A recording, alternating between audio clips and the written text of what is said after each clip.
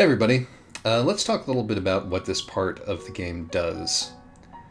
We have emerged from our spooky journey through the spooky area, which is, after our fight with Toriel, incredibly tense and nerve-wracking.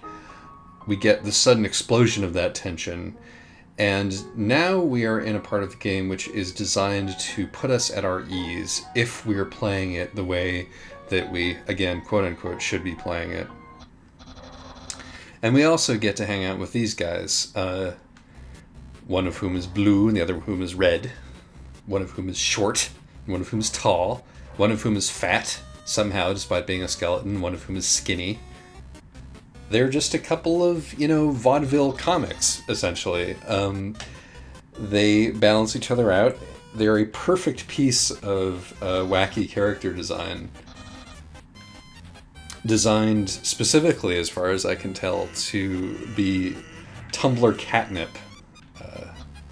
Tumblr, of course, a community that only celebrates one holiday, which is Halloween, and which celebrates it for an entire month, is the only point of consensus, as far as I can tell, within the famously contentious Tumblr culture that Halloween is the best holiday, and there should be more of it.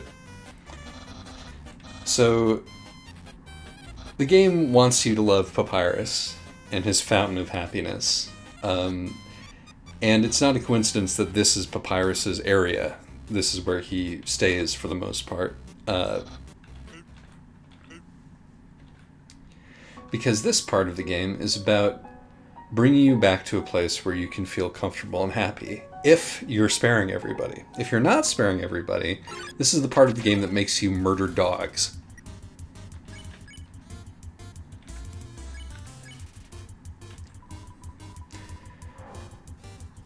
And not only does it make you murder dogs, but it makes you murder a series of dogs in such a way that the first dog is, the first dog is wielding knives. The first dog is is wearing camo pants and, definitely wants to murder you. But after that point, the dogs get more and more dog-like, and it becomes harder and harder to justify doing violence against them. And so this is the part of the game that says, there's no way that you can have missed what we're trying to do here, right? Even if you get out of the tutorial, you've killed Toriel, you're like, okay, well, that had to happen. I didn't like her anyway. There's no human being that is going to be okay with killing a increasingly cute series of dogs, culminating in Papyrus, who is in many ways the ultimate dog, Doggo numero uno.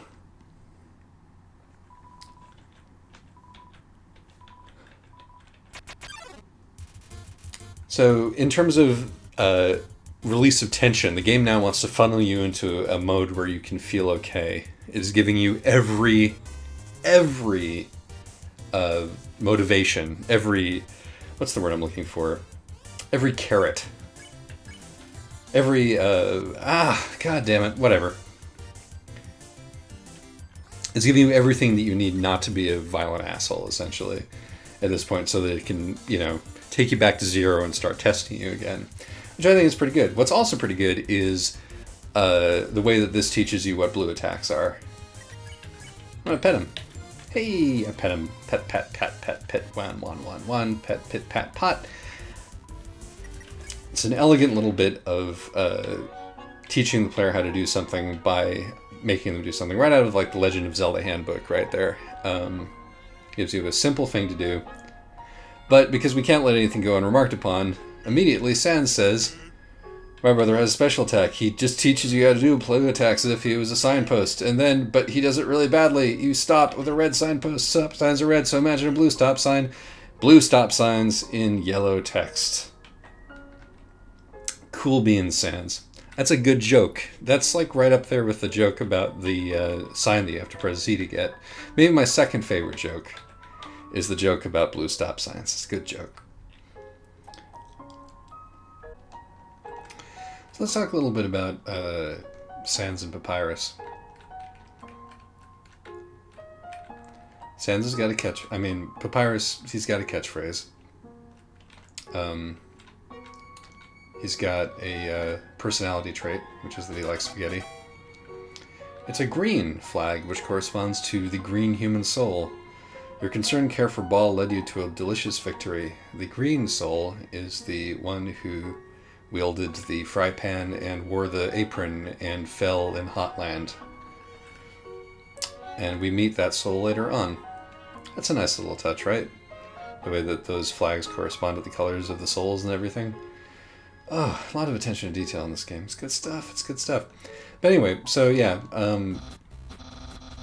Papyrus has his catchphrase and he's got his thing. So he is tailor-made for fan art because all you have to do is to have him make the spaghetti, or possibly to encourage somebody, or to be, unwarrantedly positive about a negative situation.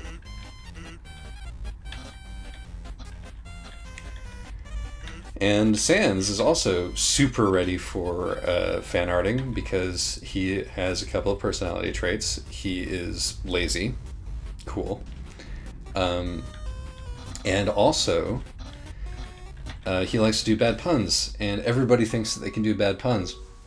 If there's one thing that this game demonstrates relative to the fan work about it, it is that bad puns are actually really difficult to do well. Because there's this reaction which is a wince, and then there's the reaction which is a chuckle, and then there's a reaction which is a oh. And most of the fan-related stuff that I've seen around Sans has things coming out of his mouth that kind of merit a oh, just sort of like a little bit of your soul escapes. Whereas the ones that he does in the game are active groaners. They make you feel more alive rather than less alive because the groan that comes out of you is cathartic, right? It's an evidence of skill. But that's not the only thing that Sans brings to the table in terms of his ready-made sort of tumbler preparedness. Oh, the lesser dog.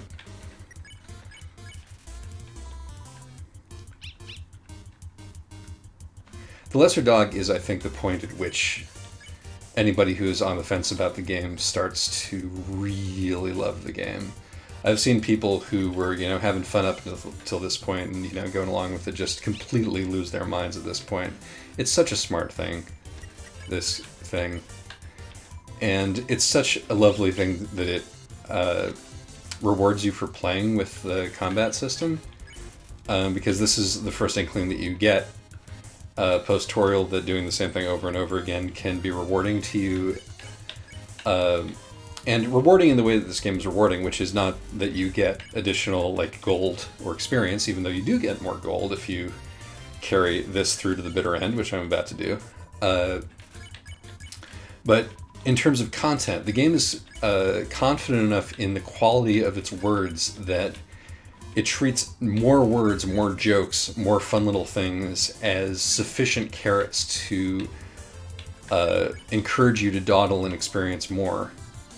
So it's working against people who are blasting through it the way that I am blasting through it, because the object of the game is not to win necessarily, it's to experience it. Yeah. It's depressing just to do this without really engaging with the fact that this is happening in front of me. Will you look at how fast that tail is going? I think this is as far as I can feasibly make myself go when I'm deconstructing this game. Because the game is don't deconstruct me, the same way that the game file says, don't decompile me, and actually says that, if you've seen that audio file that's hidden in the game going around, where Toby asks whoever it was not to post it on the internet, and then they did. Curses on them, right? Anyway, I believe I was talking about Sans. Oh, God. I love this. So good. So good. More walking bass lines.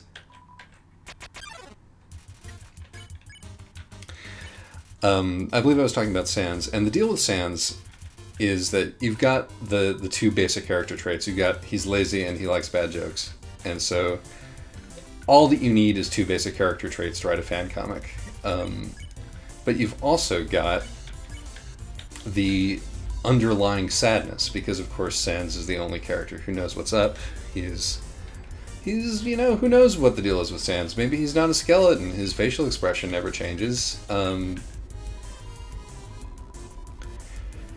Unlike Papyrus, and, you know, who knows what's going on inside that jacket. He might very well have actual arms and legs, you know. Or he might be a human that has been, you know, horribly disfigured somehow, which would be sort of very much in keeping with the tone of the fan work that I tend to see about him. But regardless, he's aware that he is at the mercy of time-traveling and time-altering creatures. He has seen the timeline snarling and restarting around this particular neck of the woods in this particular timeline. He may have traveled here from some other bourne, from some far future or far past, in order to investigate what was going on. He got trapped here. And there's so much tragedy in this that most of the pictures that I see of Sans these days, when he's not delivering a subpar bad joke, he's weeping. He's a crying skeleton so much of the time, and that's really what it comes down to here. You've got the laughing skeleton in Papyrus, you've got the crying skeleton in Sans, the two masks of drama. It's just perfectly crafted. People are eating it up like it was hot cross buns, and that's not even a turn of phrase. I'm not sure why I said that.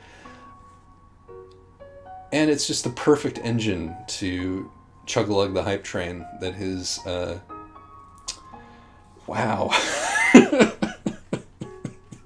Chug-a-lug the hype train. I don't know what I'm trying to say. Here's a yes or no question. Does it matter whether we ate it or we left it? Let's lie to him and say we ate it. Really? Wowie. No one's ever enjoyed my cooking before.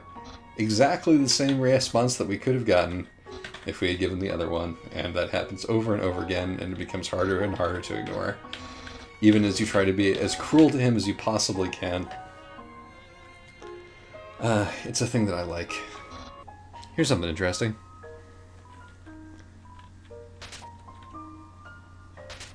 Ta-da!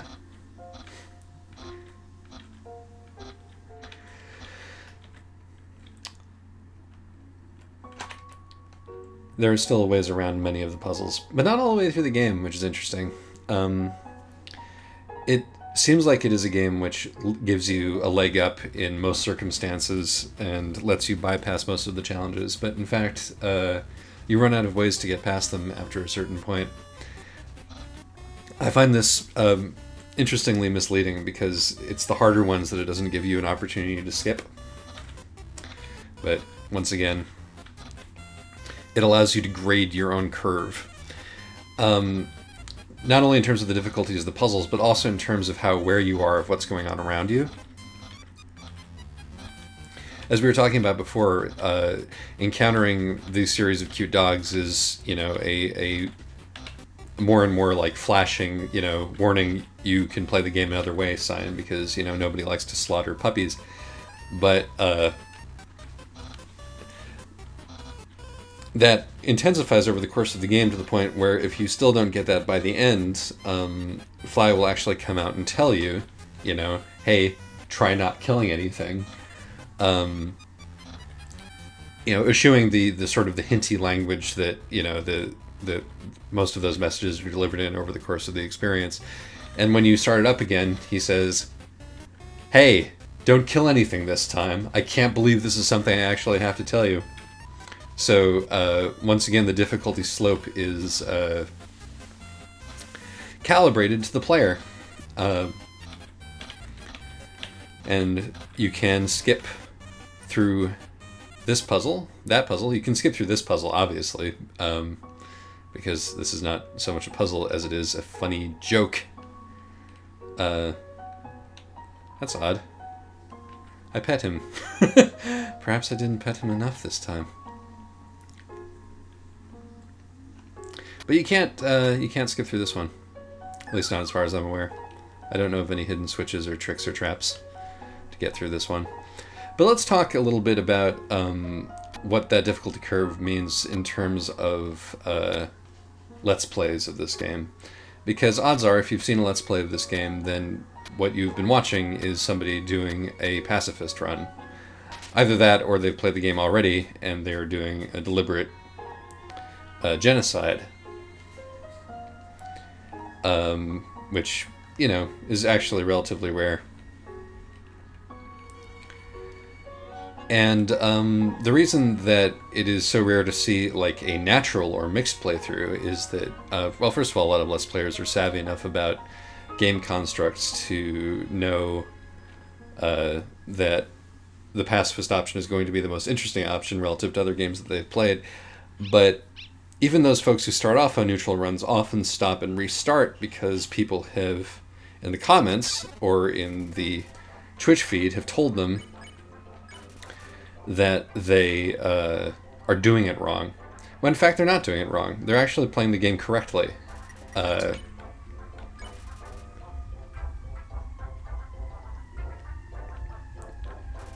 The game consists of 3 different paths, right? In terms of a way that makes sense to play the game, and in terms of the amount of information that you glean from each successive playthrough, it makes a lot of sense to start with the neutral playthrough.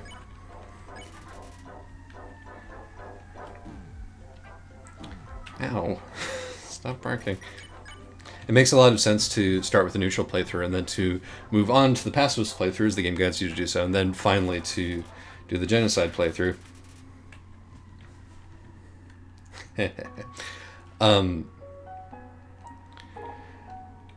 And so when folks insist that people play the game right, i.e. play the timeline of the game that they like the best, they are cutting those people off from the most complete understanding of the game.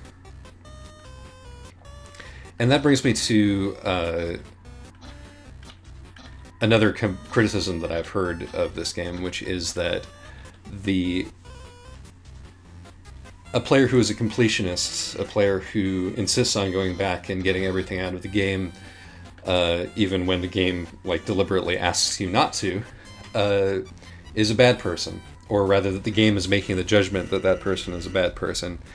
And that the genocide playthrough is designed to punish completionists and to make them feel bad.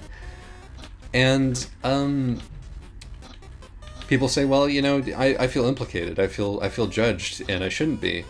But I feel like that's a simplistic reading. I don't feel like this game is anti-completionist at all, because as we've just seen in my screwing around with it over the past hour, there's so much detail layered into this game and so many things that Toby put in for folks to examine.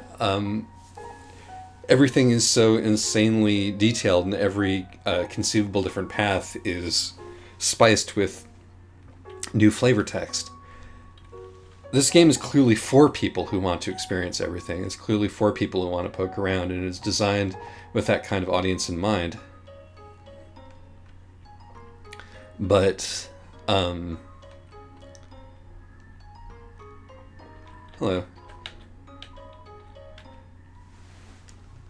I really enjoy this arrangement of the main theme, so we're just going to sit here and enjoy this for a second.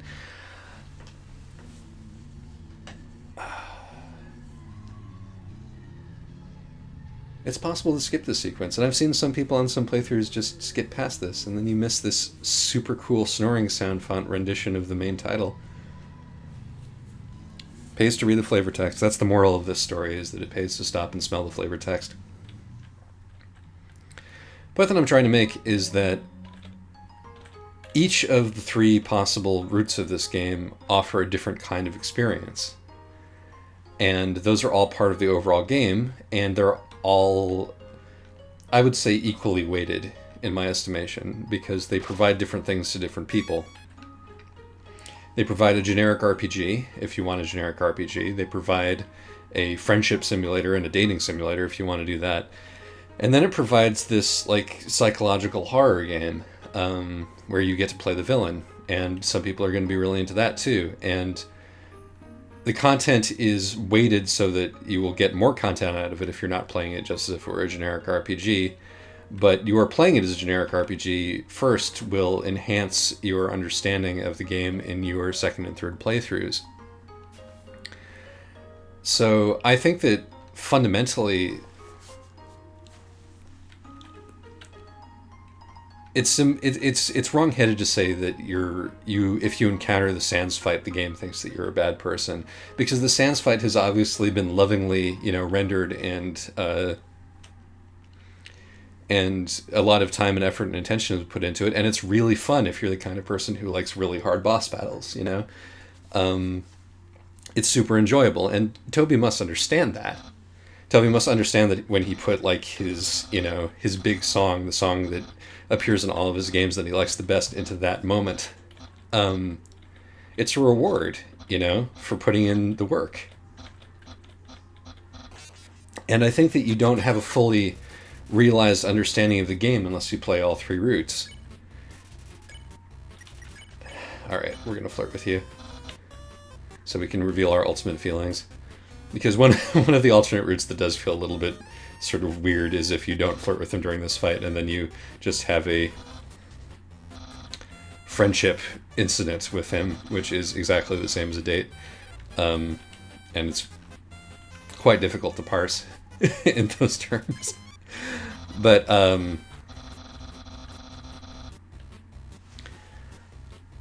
I genuinely think that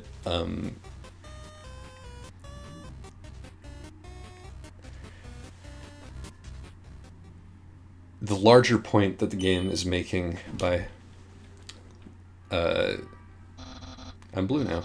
The larger point that the game is making by limiting the satisfaction that you can get once you've seen the bad route is not about judging the player to be corrupt. It's about understanding what happens when you've seen the bad side of something, There are a lot of things that happen in the so-called good ending, the pacifist route, which don't make a lot of sense if you think about them too far. Not only that you have to leave Azrael behind, and that the tragedy of that and the tragedy of the imprisonment of these people is not ameliorated, and then there's the question of what happens with Kara, whether Kara is still present, even if you haven't acknowledged her. But also, what's to say that monsters having been released onto the surface are going to experience a life that's any different than the persecution that they experienced at the time of the war?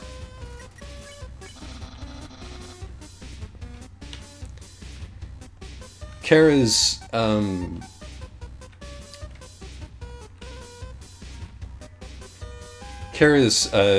what's the word that I'm looking for? Resentment of the human race and resentment of the general experience of being alive and part of civilization is one possible, reasonable, feasible response to the kind of oppression that the monster peoples underwent, right? And it's a more complete understanding of that resentment and that anger that you get from having played it out, that kind of that destructive revolutionary anger there, with the knowledge that it will always be present, that these kinds of crimes that were committed here, the murders that Asgore did, who gets off remarkably lightly in the genocide run, or rather in the pacifist run, and the destruction of so many monsters by humankind and the long imprisonment are just kind of hand-waved away. And I think that the game is best when you understand that it doesn't have a single satisfying conclusion. So that's my 2 cents on the genocide run. Because, you have a bad time, maybe it does a number on you, but you're left with a fuller appreciation of what the game's storytelling chops actually imply.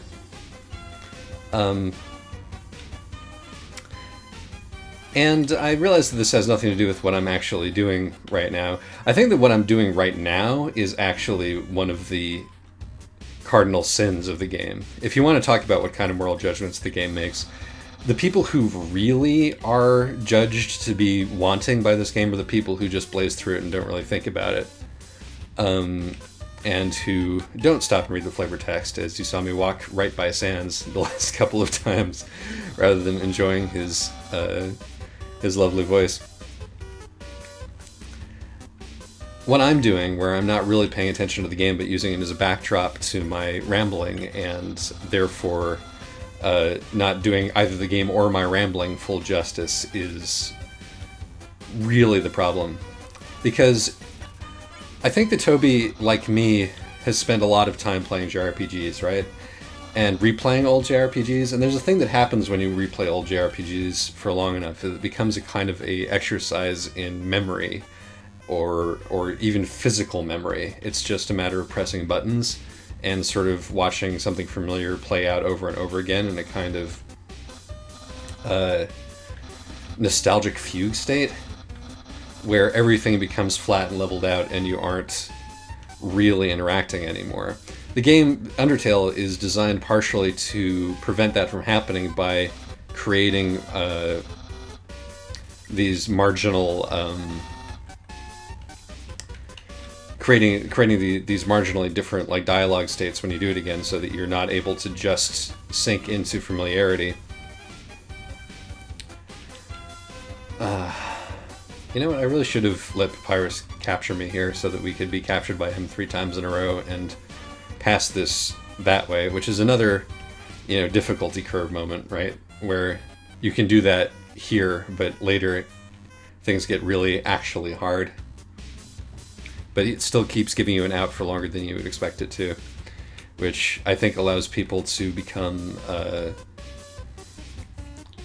invested in the storyline without rage quitting out of frustration right up until Undyne, essentially.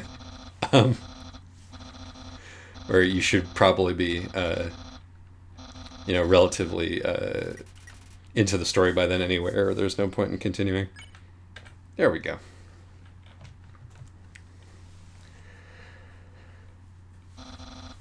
So I do feel a little bad doing a playthrough like this, because in the end, what I'm doing is reducing the game to one of those 90s Super NES JRPGs that... Okay, let's see what happens here. What a loser. Huh? Why would you berate yourself so loudly? There's no way to put off the skeleton. Is it because you don't think you're good enough to be your friend? No, great. I'll be your friend. Wowee, we haven't had our first date and I've already managed to hit the friend zone. Nicely done. Do do do do do do do do do do do do do. Also, the slow meeting out of information about Asgore, where you get his first name, and then a description of him, and then but then you get a description of a king, which, you only get the last name of the king, and then they both come together very slowly. It's a nice little bit of storytelling. I enjoy it. And then Asgore does turn out to be a big fuzzy pushover and murderer. But, dad's got to do what a dad's got to do. So... we are not going to date the skeleton right now. I think that what we are going to do instead is bring this episode to a close. I may continue with this. I think I've said most of what I want to say about what's smart about the game already, and I don't have very much to say about the second and third portions of the game.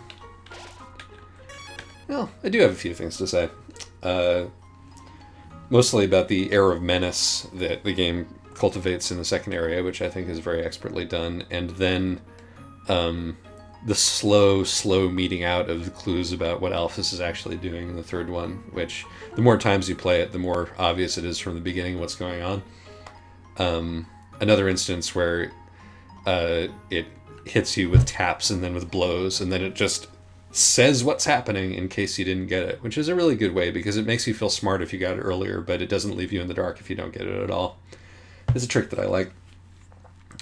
But having said that, there may not be anything else to say until we get to the end and we get to talk about my feelings about goat children. So stay tuned for that, potentially.